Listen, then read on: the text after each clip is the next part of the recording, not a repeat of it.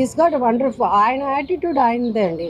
అసలు దాంట్లో యాక్టింగ్లో ఏమి ఉండదు.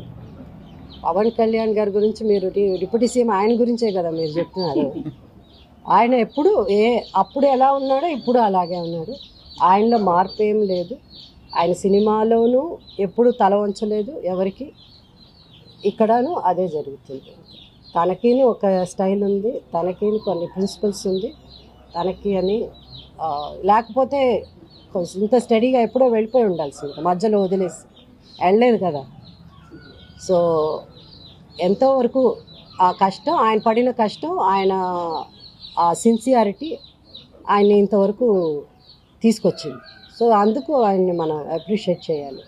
మిగతా ఆర్టిస్ట్ మధ్యలో మనకు ఎందుకులే ఈ తలనొప్పి వేళతో ఎక్కడ పడతామని చెప్పి వెళ్ళిపోయి ఉండొచ్చు.